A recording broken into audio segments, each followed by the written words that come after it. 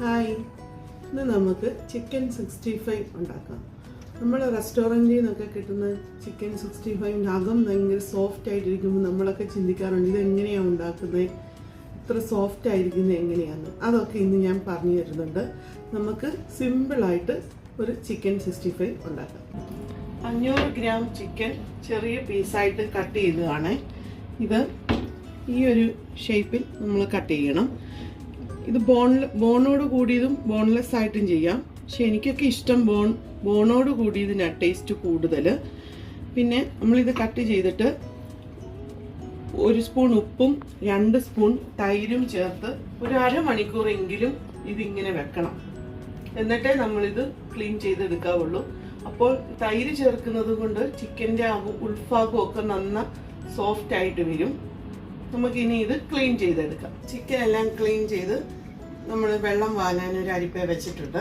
നമ്മളിനി ഒരു ബൗളിലോട്ട് ഇതിനുള്ള മസാല തയ്യാറാക്കാം. ഉള്ളി പേസ്റ്റ്, ഒരു കുഞ്ഞു പിടി മല്ലിയില പൊടിയായിട്ട് അരിഞ്ഞത്, ഒരു തണ്ട് കറിവേപ്പില പൊടിയായിട്ട് അരിഞ്ഞത്, 1/2 സ്പൂൺ കുരുമുളക് പൊടി, 1/4 സ്പൂൺ ഗരം മസാല.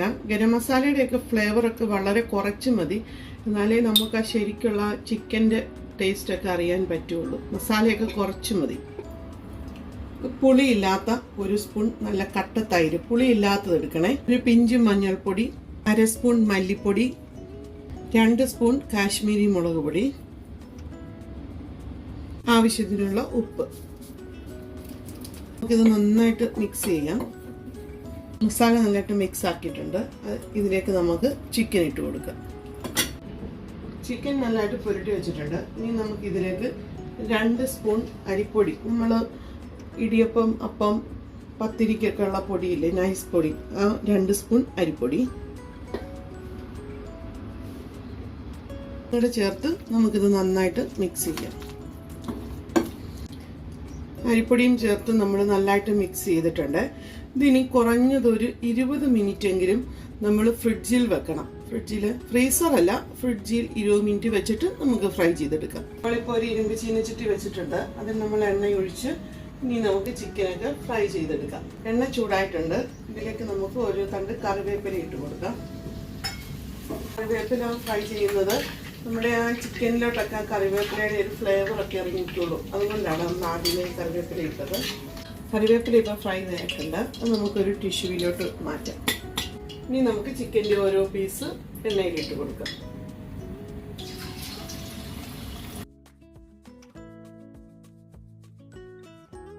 നമ്മൾ ചിക്കൻ ഇട്ട ഉടനെ അത് ഇളക്കി കൊടുക്കല്ലേ, കാരണം അതിൻ്റെ ആ കോട്ടിംഗ് ഒക്കെ എണ്ണയിലോട്ട് പോകും. അതുകൊണ്ട് ഉടനെ ഇളക്കി കൊടുക്കല്ലേ. നമ്മളൊരു 5 മിനിറ്റ് കഴിഞ്ഞിട്ട് മറിച്ചും തിരിച്ചു വിട്ട് നമുക്ക് ഫ്രൈ ചെയ്തെടുക്കാം.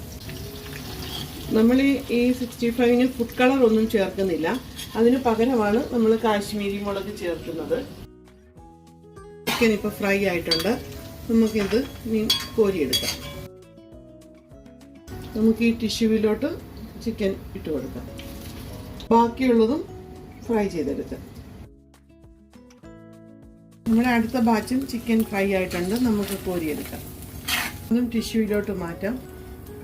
ഇനി നമുക്കൊരു 6 പച്ചമുളക് ഇതിലോട്ട് ഇട്ട് കൊടുക്കാം. മുളകും ഫ്രൈ ആയിട്ടുണ്ട്. നമ്മുടെ ചിക്കൻ 65 ഇപ്പൊ റെഡി ആയിട്ടുണ്ട്. ഇനി നമുക്കത് ടേസ്റ്റ് ചെയ്യാം.